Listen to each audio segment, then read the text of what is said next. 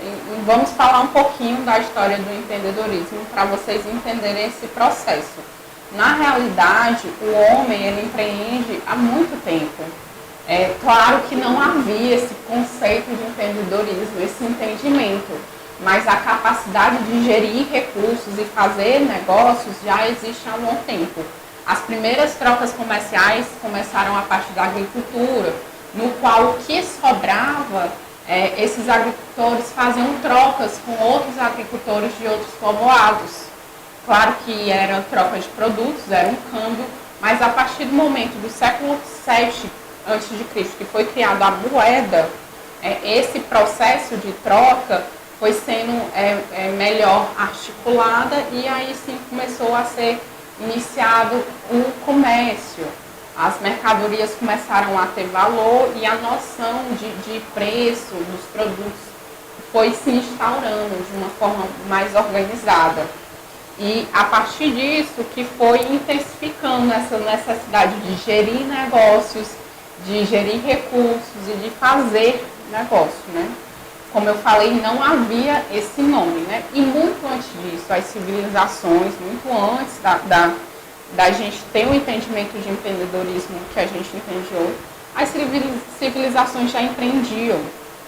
Civilizações como os Incas, os Astecas, o Maia, lá no Egito, na China. Os Incas, por exemplo, eles desenvolveram um processo de irrigação em serra para poder, nas montanhas, né?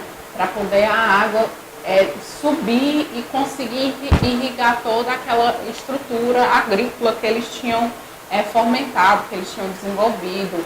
Os egípcios, eles também fizeram um processo de levar a água do Rio Nilo mais para dentro, para irrigar as agriculturas que eles estavam trabalhando. Então, esse processo de reinvenção, essa visão empreendedora já existe há muito tempo. E as povoações só conseguiram se desenvolver através dessa visão de empreender, de inovar, de investir, de desenvolver, de gerir recursos e desenvolver negócios, né? Mas o conceito formal, essa noção formal de empreendedorismo que a gente tem hoje, na verdade, ela veio do século XVII, com o início da industrialização, que ocorreu lá na primeira Revolução Industrial na Inglaterra.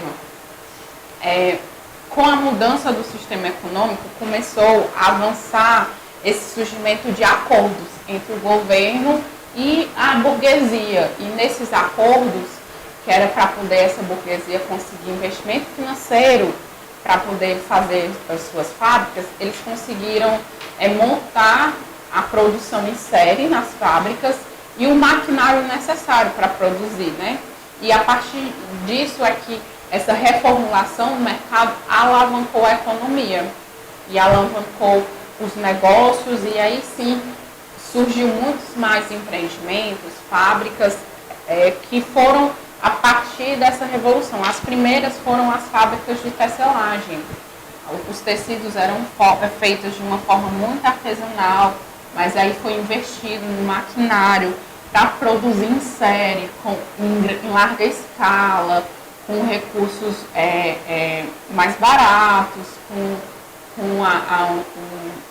um processo onde não era necessário que o artesão soubesse, que o funcionário soubesse de todo o processo, contratava alguém que fazia, uma pessoa cortava, outra pessoa usava máquina X, máquina Y, e isso reduzia o custo durante o processo, produzindo em larga escala, e a partir disso que essa industrialização impactou na economia como um todo. E esse impacto, a partir do século XVII, influenciou na criação de muitos mais empreendimentos, no envolvimento de muitas mais pessoas nesses empreendimentos. E aqui no Brasil, aconteceu de uma forma mais tardia. É claro que já existiam os empreendedores por parte da colonização, né? Os colonizadores, eles usavam nossos recursos, a madeira, a cana-de-açúcar, o ouro para o Brasil, mas esses recursos eram utilizados e beneficiados na Europa. Isso trazia para o Brasil, não impactava tanto no Brasil no quesito de industrialização. A industrialização aqui começou a partir da independência, e a gente consegue destacar um nome que é o Barão de Mauá. Ele era, na verdade, um banqueiro, mas ele tinha uma visão empreendedora muito forte. Ele é tido como um dos caras mais visionários aqui do Brasil. Ele empreendeu na importação de meios de produção, então ele trouxe de fora maquinários para investir nas fábricas, para desenvolver fábricas. E além do maquinário dos meios de produção, ele também investiu no próprio transporte, que é a logística de distribuição desses produtos, a logística de alocamento de matéria-prima. E isso causou um grande impacto na nossa industrialização. E a partir disso a gente conseguiu alavancar um pouquinho mais. Mas na realidade, o empreendedorismo no Brasil foi ter uma larga escala depois dos anos 90, com a abertura do mercado lá no governo Collor. Essa abertura do mercado nada mais é do que a disponibilidade para que indústrias de fora viessem implantar suas fábricas aqui e aceitar capital de investimento de fora, fornecedores estrangeiros. Isso tudo aumentou a competitividade. Porque a partir do momento em que eu trago mercadorias, eu trago fábricas, eu trago fornecedores de fora, eu estou trazendo concorrência para os empreendedores do Brasil.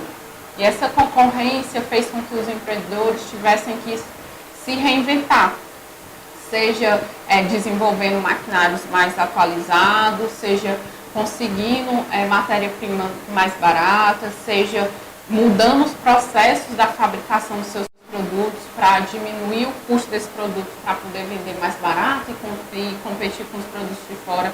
Tudo isso fez com que a industrialização aqui no Brasil ela alavancasse depois dos anos 90. E nesses anos 90 que começou também a surgir instrumentos que facilitavam isso. O SEBRAE, por exemplo, que é o Serviço Brasileiro de Apoio a Micro e Pequenas Empresas, surgiu a partir daí, da necessidade de apoiar esses empreendedores, dar suporte, treinamento e tudo mais. Mas, atrelado ao SEBRAE, várias outras ações foram desenvolvidas no Brasil. Ações no nível municipal, estadual, nacional.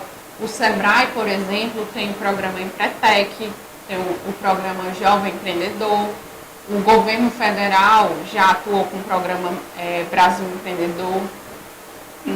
Depois dos anos 90 também, que veio surgir diversos cursos, pós-graduações, programas, universidades, todas voltadas para o empreendedorismo. Algumas faculdades começaram a incluir na sua grade curricular cadeiras de empreendedorismo, gestão de novos negócios. Então, tudo isso fomenta, impacta no aceleramento e no aumento do número de empreendedores. A gente também desenvolveu e facilitou o acesso ao MEI, que é o CNPJ para microempreendedores, microempreendedor individual. O MEI facilita a assinatura de contratos, você pode contratar uma pessoa para trabalhar com você, você pode fazer notas fiscais de uma forma mais fácil. Então, essa pessoa, esse microempresário, esse empreendedor individual, ele começa a ter algumas facilidades que faz com que eles enxerguem essa possibilidade de empreender. Isso aumenta a quantidade de pessoas desenvolvendo essas habilidades necessárias e se lançando no mercado como empreendedores. Mais recentemente, a gente também teve uma alavancada de incubadoras. As incubadoras, elas são organizações que elas dão suporte, elas ajudam outras empresas, né? E essa ajuda pode ser por meio de treinamentos, mentorias, investimento financeiro. Elas dão suporte enquanto material, enquanto estrutura física. Tudo isso influenciou com que o Brasil tivesse uma alavancagem muito grande nível de empreendedorismo das pessoas e na quantidade de empreendedores.